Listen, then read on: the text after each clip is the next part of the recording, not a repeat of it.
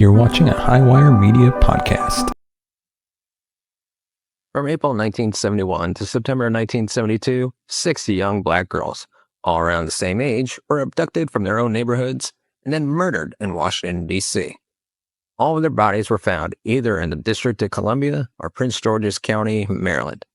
Despite there being 6 victims, an obvious serial killer, and all of the girls being identified, these murders have still gone unsolved. So to this day, the media has dubbed this unknown serial killer as the Freeway Phantom.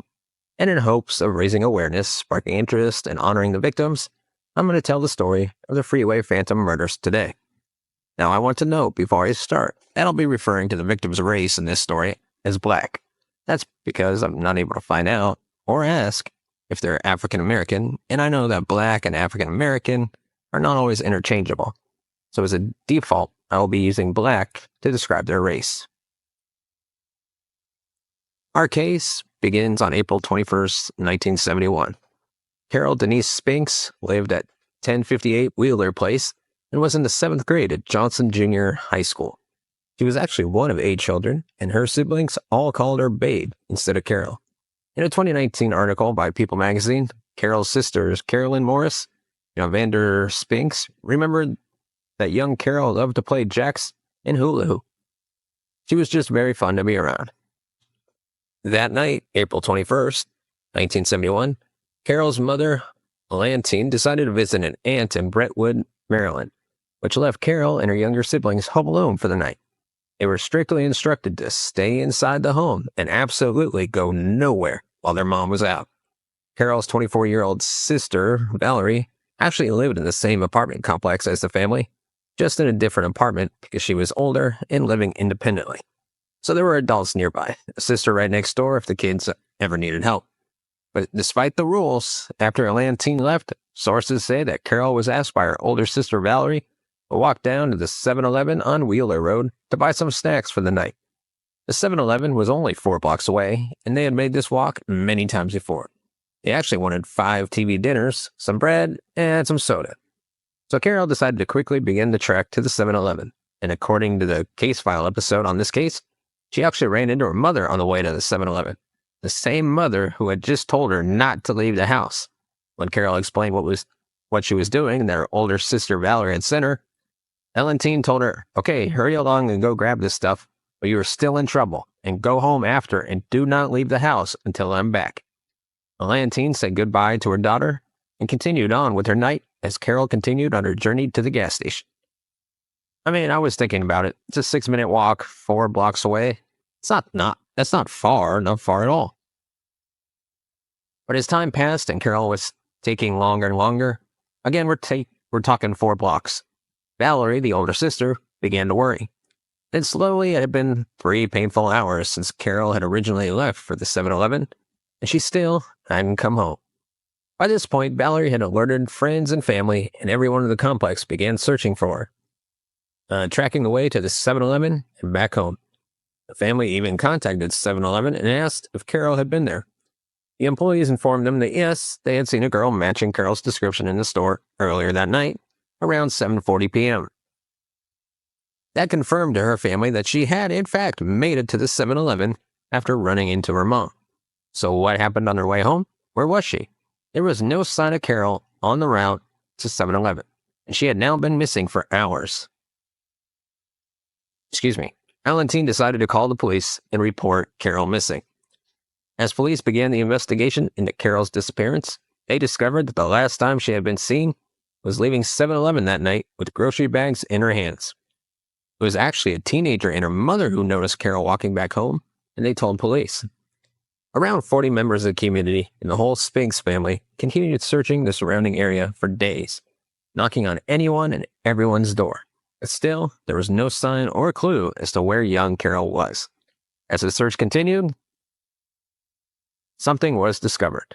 On May 1st, 1971, 10 days after Carol went missing, around 2:46 p.m., a group of children were playing near a grassy embankment behind St. Elizabeth's Hospital, located next to the northbound lanes of Interstate 295.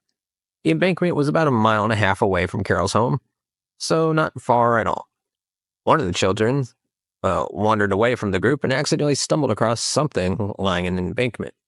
The young child called over their friends, but no one would get close enough to see what it actually was. They all ran back up to the road and eventually flagged down a passing police car to tell them about the strange thing laying down in the embankment.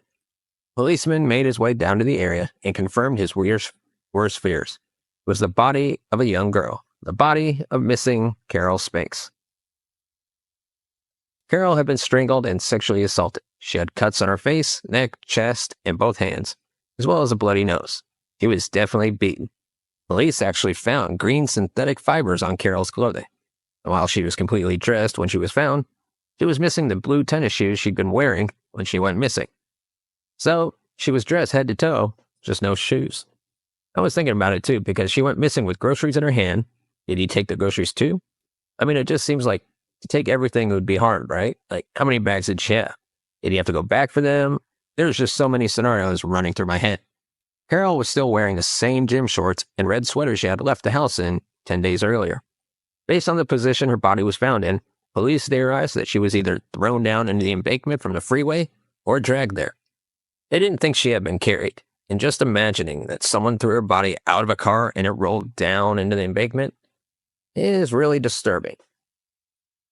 An autopsy determined that she had only been dead for 2 to 3 days, but it had been 10 days since she went missing. That suggested she had been alive since the night she disappeared. There was citrus fruit found in Carol's stomach contents, but her family confirmed they didn't have any citrus fruit at home, and Carol hadn't eaten any that day before going missing. All this confirmed that Carol didn't just go missing that night. She was abducted, kidnapped, beaten, abused, and murdered, then dumped so carelessly just 1.5 miles away from her home. It was cruel, evil, and incomprehensible for Carol's family. Around that time, in 1971, there was a young female police officer named Romaine Jenkins on the force. She was driven and brilliant, but was struggling to move up in the academy because it was 1971 and she was a woman. But when Carol's body was found and police realized that a young girl had been kidnapped off the streets and murdered, it became an all-hands-on-deck situation. Officer Jenkins, who had been trying to get transferred over to the homicide unit for a while, was actually assigned to work this case. She had been pushing and edging her way into homicide very slowly, using her spare time to work on cases, really having to earn it when others did. The problem was, there had never been a female police officer allowed to work on a homicide in that specific department. But because of Carol's case and the cases to come, Jenkins would go on to become the first woman assigned to the homicide unit. About 2 months later, a young girl named Darlene Denise Johnson was on her way to her summer job on July 8th, 1971, but she never showed up. It had been 68 days since Carol's body was found. She was supposed to be going to the Oxen Run Recreation Center, where she was helping run an event. It was a sleepover for kids in the neighborhood, and she was a little older, kind of helping manage things at the rec center. After saying goodbye to her mother, she left for work that evening wearing a green sweater, blue blouse, blue shorts, and a red, white, and blue striped miniskirt. Like I said, she never made it. What really stood out about this situation was that she didn't show up for work that night. It was that she lived at 3922 Wheeler Road, Southeast Washington, D.C. That's the same road that Carol Spanks had been kidnapped from 9 weeks earlier. And the two girls actually went to the same school, although they didn't personally know each other. It took a while for her disappearance to be reported because she was supposed to sleep over at the rec center for work, so her parents didn't realize she was missing until the next day. It was only after they called the rec center and learned that she had never even shown up the night before that they realized something had happened to her while she was walking to work. And she had walked the same road Carol had taken when she was abducted. As police were called in and started connecting the dots, it all began to feel eerily familiar. Carol's murder had already shaken the community to its core, and now another girl had gone missing. Another girl taken off the street. Police discovered from a witness that they believed they had seen Darlene that night in an old black car being driven by a black male shortly after her abduction. This sighting gave them more than they had in Carol's case, but it still didn't lead anywhere. Then, just 4 days later, on July 12th, another teenager, 14-year-old Angela Denise Barnes, went missing while walking home from a Safeway store. It just seems so weird to me that all these abductions were happening so close together. And I don't mean just in terms of the area, I mean the time frame. It had only been 4 days since the previous abduction, and now another girl was gone. Even the 9 weeks between Carol and Darlenia seemed really tight. That just doesn't feel normal for a serial killer, right? Not this fast, not one after the other like this. Felt like things were spiraling quickly into a frenzy. I kept wondering, wouldn't you post up in that area? Like, if this was happening repeatedly in the same stretch of DC, wouldn't you increase patrols, have officers watching that street, that route? You'd think so. But as I'd come to find out, the police were kind of slow in reacting while all this was happening. Just 2 days later, July 14th, 1971, Angela Barnes' body was discovered. But there were some key differences between Angela and Carol's cases. Differences that, once you know the full story, seem major. At the same time, though, Angela was only the second body found, so these details might not have stood out the way they do now. The first difference was that Angela had been shot to death. That alone was different. She was also found with her shoes on, but she lived in the same area as Carol and Darlenia. She was around the same age, she had the same physical appearance as them, so it wasn't weird that police grouped all three girls together. Then, 5 days later, on July 19th, 1971, at around 5:30 p.m., and 11 days after she had gone missing, Darlenia's badly decomposed body was found by Police Sergeant Charles Baden on the grassy embankment next to the northbound lanes of Interstate 295. She was found just 15 feet away from where Carol's body had been dumped. So now we had 3 girls, 3 deaths, all dumped within roughly 11 weeks of each other. Angela's body, though, wasn't dumped on the same embankment as Carol and Darlenia's. That was one of the things that set hers apart. Like Carol, Darlenia was completely dressed, but her shoes were missing. Her body was too badly decomposed to determine a cause of death, or if she had been sexually assaulted like Carol had been. But they did find evidence of strangulation, so they assumed that she was probably strangled to death, just like Carol. And if you're like me, you might be wondering, why did it take 11 days to find Darlenia if she was only 15 feet away from where Carol was found? Well, I'm about to make this whole situation and the police response sound even worse. Apparently, according to Detective Jenkins, who is still fairly low-ranking and just barely working the case at the time, there are actually 2 separate calls made to police on July 12th, the same day Angela had been abducted, about a possible body in the same embankment where Carol had been found. But Darlenia's body wasn't recovered until 11 days later. So yes, they were ignored. In an interview with the Washington Post, Jenkins later said that a D.C. Department of Highway and Traffic employee had car trouble on July 12, 1971, and pulled over along I-295. When he got out, he saw what he believed to be a body, possibly a mannequin, down in the ravine. He decided to call the D.C. police just in case. That same day, police received an anonymous call about a body dumped in the embankment along 295. 2 calls, same day, same place, and then that day, another girl, Angela, is abducted. Police did dispatch 2 officers out to the embankment after receiving those calls, but they didn't even get out of the car. They just drove slowly along the side of the road and looked down in the embankment. Then they reported that they didn't see anything. 7 days after those calls, the original Department of Highway and Traffic employee who had made the first call actually drove back out to the spot on the embankment and saw that the body he had reported was still there. He was so furious that he had called the department again and demanded to speak with someone in charge. And that's when he got in touch with Sergeant Charles Baden. Baden later corroborated Officer Jenkins' claims that the police ignored those first 2 calls. He even remembered the second call from the highway employee clearly. The employee had once again explained exactly where the body was, on their freeway, opposite 295, just north of Bowling Air Force Base. After that call, Sergeant Baden got on his motorcycle and drove along the shoulder until he found the body. It was Darlenia. Police now believe that the anonymous call from July 12th, the same day Angela was abducted, was most likely made by the killer or someone who knew what had happened. It had been too specific.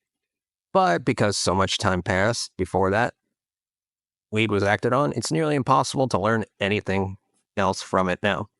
And I was thinking, if I were somewhere and I saw a body, would I call anonymously? Or would I give my name? I think I'd be freaked out. I mean, you don't want to be suspect number one, but I feel like I'd still give my name, especially if I didn't do anything wrong. I mean, sure, I guess you could always be blamed for it, but I don't know if I'd be in the right headspace to be thinking that far ahead. And again, maybe the person who made the call had a warrant out or was on parole, someone who still wanted to help, but didn't want to risk being pulled into the investigation. Which, I mean, that makes sense. Maybe that's why they stayed anonymous. Still, the body must have been visible because Charles found it, and so did the highway worker. We also have to note here, police probably could have determined more about the crime if they had gotten to Darlenia's body sooner. Like maybe on the 12th, when they were notified about it twice. The DC heat in the summertime was speeding up decomposition really badly. And I think it goes without saying, but I'll say it anyway. Detective Jenkins was completely right in accusing the police of dropping the ball. 8 days later, on July 27, 1971, 10-year-old Brenda Faye Crockett was abducted while walking to the Safeway grocery store.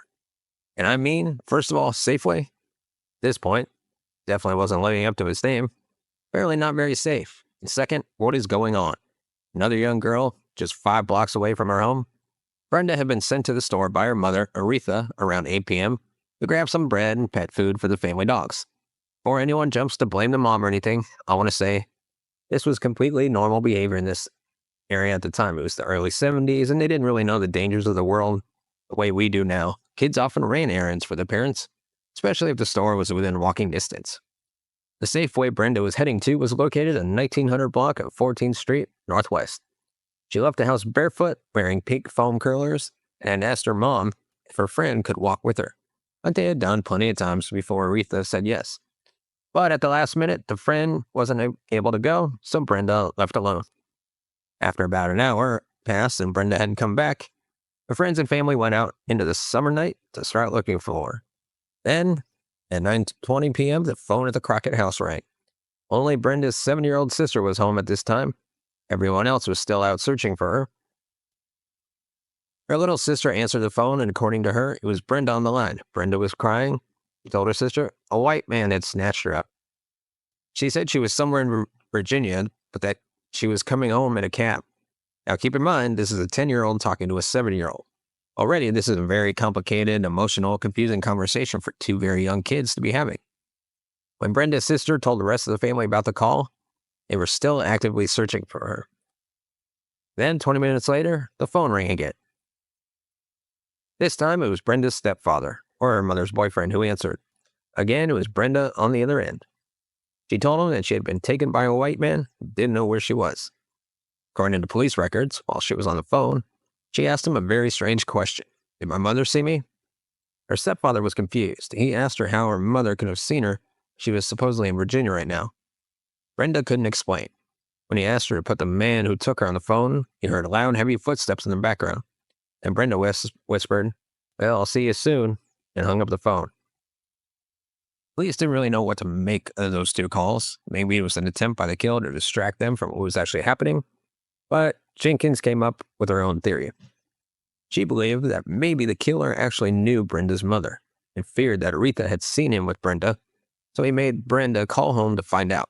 Because, I mean, why let her call him twice? What kidnapper would allow that unless there was a reason? And if that theory is true, that means the killer probably lived nearby, worked nearby, moved in those same circles. Jenkins also thought if the killer was forcing Brenda to make those calls, he might have insisted that she describe him incorrectly, because her saying a white man twice to 2 different family members as a 10-year-old, that's just odd. Especially since it's not like her 7-year-old sister asked, "Hey, can you describe who took you?"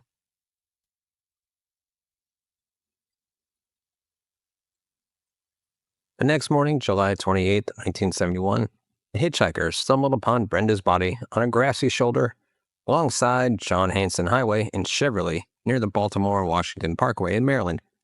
That made 4 girls now. This body was found in Prince George's County, which meant that now another police unit was involved in the case. Brenda had been strangled and sexually assaulted. She was fully clothed, except, once again, for her shoes. That's now 3 of the 4 girls with missing shoes. Police also found green synthetic fibers on her clothing, just like Carol and Darlene. there was something else different. Brenda had a scarf knotted around her neck.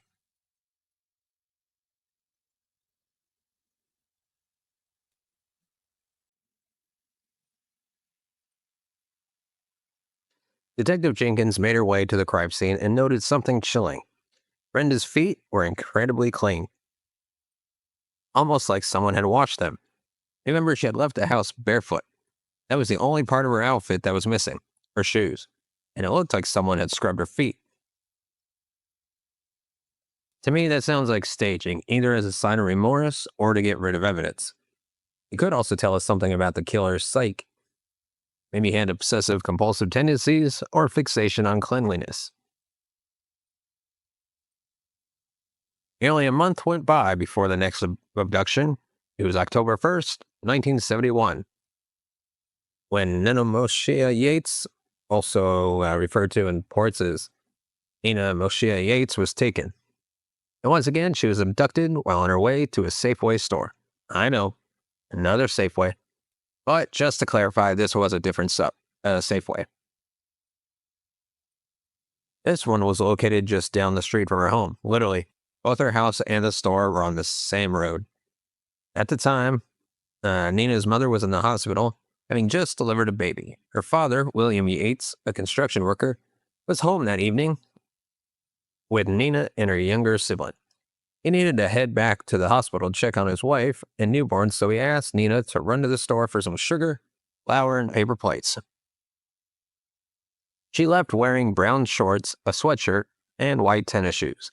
When William got back from the hospital and realized Nina still wasn't home, he began calling friends and family. Then, getting more and more concerned, he walked down to the Safeway himself to look for her. He spoke with employees at the store, and they confirmed that yes, she had made it there. She had purchased the items she was sent for. But when he walked back outside, he saw something devastating. All of the items she had just bought were scattered across the ground outside the store. That really stuck with me. It reminded me of Carol's case. I kept wondering what happened to her groceries. Did he take them with him?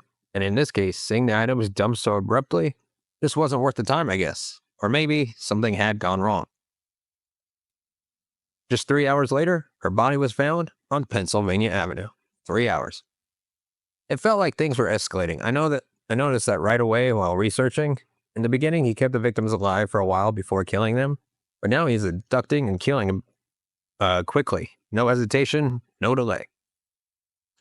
Excuse me. When Nina was found, her shoes were missing again, and those same green synthetic fibers were found on her clothing. I started to think that maybe whatever he was wrapping or transporting the bodies in, that material was leaving the fibers behind. It seemed like the same thing every time. Her body was still warm when the hitchhiker found her. Nearby, police found some loose change, a bag of sugar, and her house key, all scattered near her body. She had been sexually assaulted and strangled, and this time the strangulation was so violent, her esophagus had been broken. A witness came forward and said that he saw Nina getting into a blue Volkswagen with Maryland license plates. Over 25 blue Volkswagens were seized in the following investigation, but none of them led anywhere. At this point, police believed that Nina was the fourth victim in what they were starting to view as a serial abduction and murder plot. I know what you're thinking. That's the fifth girl. But the authorities had started to conclude that Angela Barnes' case wasn't connected. Their logic? Angela had been shot, not strangled. She still had her shoes on, and there were no green fibers on her body. But I didn't agree. To me, it still felt like she fit the profile. Same area, same age, same physical characteristics. Did something have gone wrong? Could she have fought back? Was the killer interrupted? She may have forced him to act differently than he usually would have. I don't know, but I wasn't ready to just discount her case from the pattern. Regardless, following Nina's death, a larger task force was formed. Detectives from Prince George's County and Maryland State Police and even the FBI joined the case. The media also began reporting more heavily on the murders. That's when the press officially dubbed the unknown killer as their Freeway Phantom. The name came from the way he was dumping all the bodies near roads or freeways. He looked at a map of the location, and it literally formed a line following the freeway. And I kept thinking, how was this guy not caught? I know it's more complicated than it sounds, but seriously, same area, same profile, 6 victims, and we still didn't have a single solid lead. All of them were identified. They weren't Jane Does. We knew their names, we knew where they went to school, we knew their last known whereabouts, we knew the route they were walking, and we still had nothing. There was only one eyewitness account, and who knows if that even held up. Then, a month later, November 15th, 1971, another girl went missing. Brenda Denise Woodard. By this point, I was just stunned, one girl after another. So when Brenda went missing on November 15th, 1971, felt like the killer was just getting bolder, more confident, like he knew no one could stop him. Brenda had recently moved out to live on her own due to a minor disagreement with her parents. But at the time of her disappearance, they were still on good terms. They visited each other, stayed in touch. That day, her father dropped her off at Cardozo High School for her evening classes. She was studying typing and shorthand skills. After class, she went to a place called Ben's Chili Bowl with a friend to grab something to eat. Usually her friend would have driven her home afterwards, but their car was in the shop, so they just took the city bus together. Around 11:30 p.m., they said goodbye, and Brenda waited for her connecting bus to get home. She was last seen standing at the bus stop at 8th and H Street Northeast. The next morning, at around 5 a.m., Brenda's body was found on the shoulder of the Baltimore-Washington Parkway by a Chevrolet police officer named David Norman. He had been out on routine patrol when he saw her lying there. He shone his flashlight into her eyes to check for signs of life. But she didn't blink. She didn't move. Brenda had been stabbed 4 times. This was the first time a victim in the Freeway Phantom series had been stabbed, and that made me pause. But she had also been sexually assaulted and strangled, which aligned with the earlier cases. It was like he still followed his pattern, but something was different this time.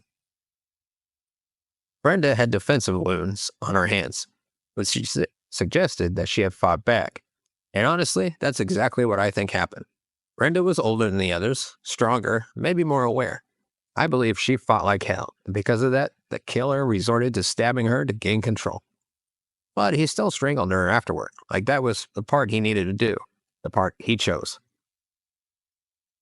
Her burgundy coat was found draped over her, and her turtleneck was inside out, which made police think she had been redressed. Most of the victims had been redressed. Some of the buttons were missing from her coat and her skirt, but Brenda still had on her black boots, which was unusual because up until now, the killer had always taken her shoes. And here's where things get darker. Police found 2 hairs on her, one from someone of African American descent and one from someone Caucasian. But this was 1971. There was no DNA testing, so they couldn't do much with it. But then they found a note. Yes, a handwritten note from the killer in Brenda's coat pocket. It read, "This is tantamount to my insensitivity to people, especially women. I will admit the others when you catch me, if you can." That word tantamount was spelled incorrectly, but the meaning was crystal clear. He was saying, these murders are equivalent to my hatred of women. I mean, this man straight up hated women, and now he was taunting the police, daring them to catch him. But here's what really gave me chills. The note was written on a piece of notebook paper torn from Brenda's school folder. The same notebook she'd been carrying with her. And even more disturbing, it looked like it had been written in her own handwriting, which meant he made her write it. I can't even wrap my head around that. He made her write her own death note, her own confession in a way like she was his puppet. It's horrifying. At this point, the D.C. Metro Police Department finally created a tip line for the Freeway Phantom murders. Romaine Jenkins later admitted it was a ridiculously late reaction. The 5th murder, and only then do we open a tip line. Police held press conferences, set up roadblocks, and started releasing information about the killer and his MO to the public. Things like he strangles his victims, he dumps them on or near highways, their shoes are always missing, green synthetic fibers are always found on their clothes.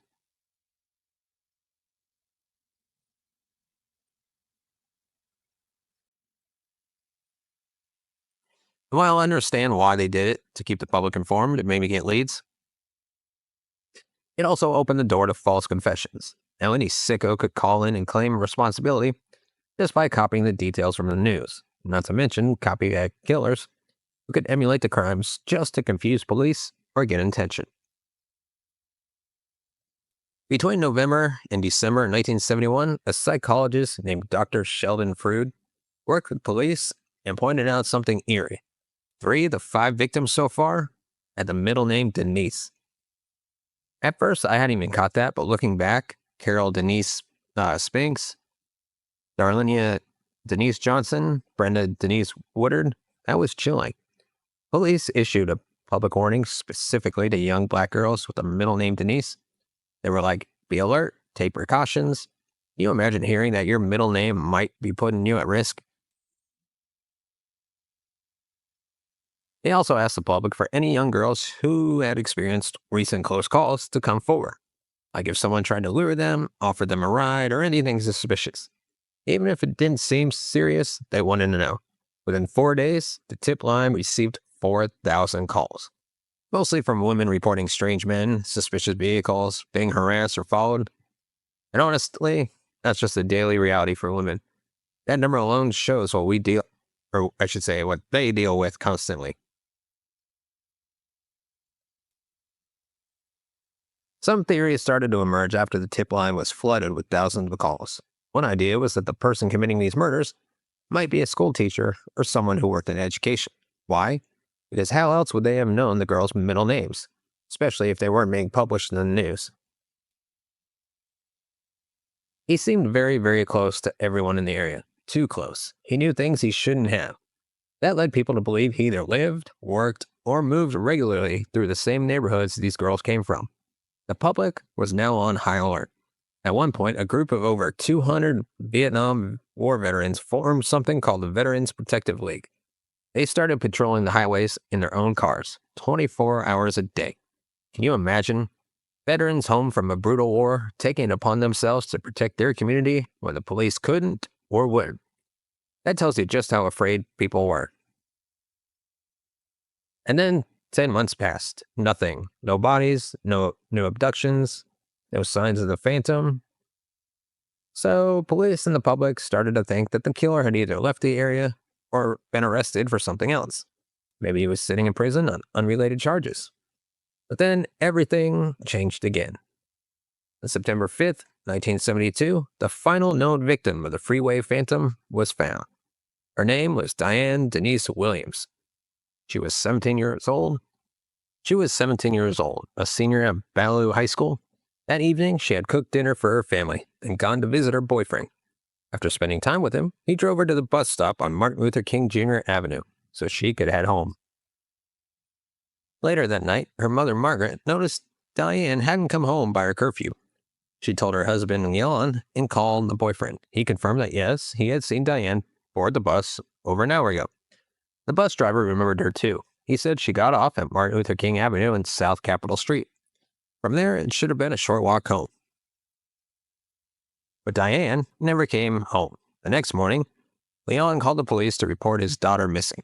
On his way home from working the night shift, he passed a truck pulled off on the side of the road with a small group of people standing around it. But he was focused, worrying about Diane, so he just kept driving. What he didn't know was that the truck had stopped because the driver had noticed something strange on a grassy incline next to the highway. It was Diane's body. She had been strangled, and her body was found along I-295, about 200 yards from the D.C. line. Again, her shoes were missing. But this time, there were no signs of sexual assault, which felt different from the previous victims. Her parents were called in to identify her body, but the rest of the family found out from the news broadcast. Not the police. Finally, in 1974, the FBI created a task force to investigate the Freeway Phantom murders. At its peak, the task force had over 100 detectives and agents from the D.C. Metro Police, Prince George's County, and the Maryland State Police working the case. People were hoping this would finally be the break. And then someone came forward. An inmate offered information about another fellow inmate claiming he had confessed to the murders. But when police looked into it, they found that the man behind being accused actually had an airtight alibi. And here's something I learned in my research that I found pretty disturbing. Over the years, jailhouse informants have been have been responsible for some of the most frequent wrongful convictions in U.S. criminal history. Millions of dollars have been wasted chasing false leads from prisoners who either wanted favors or attention, and yet this tactic is still used today. Eventually, also in 1974, two former D.C. police officers, Edward Sullivan and Tommy Simmons, were arrested and charged with the murder of Angela Denise Barnes. Yes, the same Angela the police said wasn't connected to the Freeway Phantom murders. Turns out, you know how I was skeptical about her case being separate? Turns out I was probably right. These two cops were the ones who had shot her. But the authorities claimed that Angela's murder was not linked to the other cases. They said Sullivan and Simmons only killed her, and that it wasn't related to the serial killer. I don't know if I fully buy that. I mean, how convenient, right? One case, the only one with a gunshot wound, and it's the only one attributed to different killers.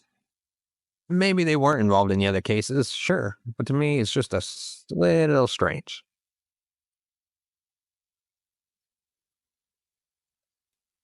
Then, in March 1977, a new name entered the investigations.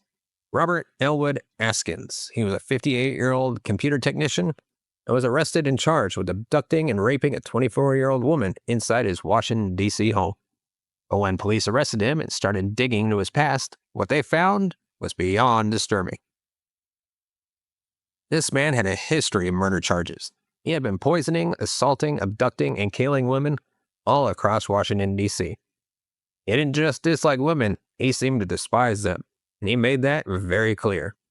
Eventually, Askins was found criminally insane and committed to St. Elizabeth's Hospital, the same hospital that sat right across the street from where the first two girls had been dumped. I mean, come on, that can't be a coincidence, right? Many people, even years later, strongly believe that Robert Askins was the Freeway Phantom. He fit the profile in a terrifying way.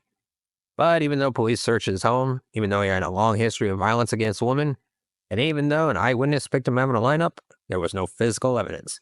No fibers, no DNA, no clear-cut proof linking him to the Freeway Phantom murders. And so nothing came of it.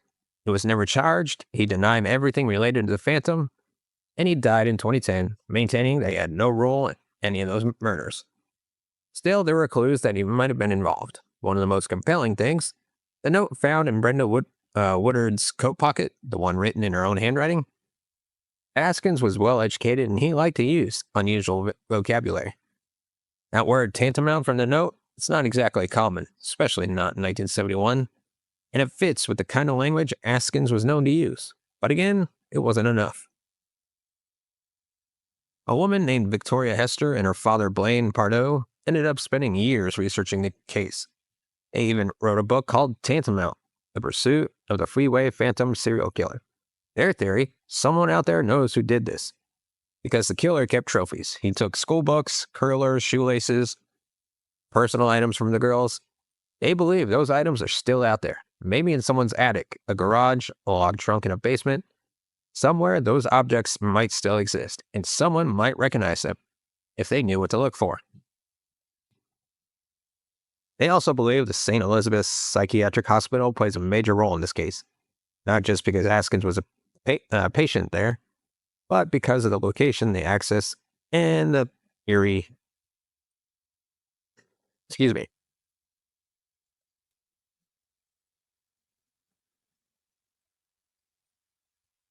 They also believe that the St. Elizabeth's Psychiatric Hospital plays a major role in this case, not just because Askins was a patient there, but because of the location, the access, and the eerie connections. I did some of my own digging after learning this, and I found out that St. Elizabeth has thousands of former patients buried in unmarked graves across its property. No headstones, no names, just plots of land full of people who were forgotten. The hospital had poor record keeping, and to this day, the full number and exact locations of those graves are unknown. To make things even more unsettling, the hospital also had an on-site incinerator at the time. The book also points to another possible victim named Tara Bryant, who isn't listed in the official Freeway Phantom files. Tara was found on November 26, 1972, under a bridge in the D.C. metro area. She had been strangled, her body was washed, and yes, she was missing a shoe. But police never connected her case to the others. possibly because her body wasn't found near a freeway, but instead under a bridge. Still, with that many similarities, I think it's a stretch to leave her out. That's what makes this case so hard to unravel. Even with 7 confirmed victims, maybe more, so much remains unknown. So many theories, suspects, so many leads that went cold. And over time, evidence was lost, moved, or destroyed. Officers retired or passed away, and most tragically, the momentum faded.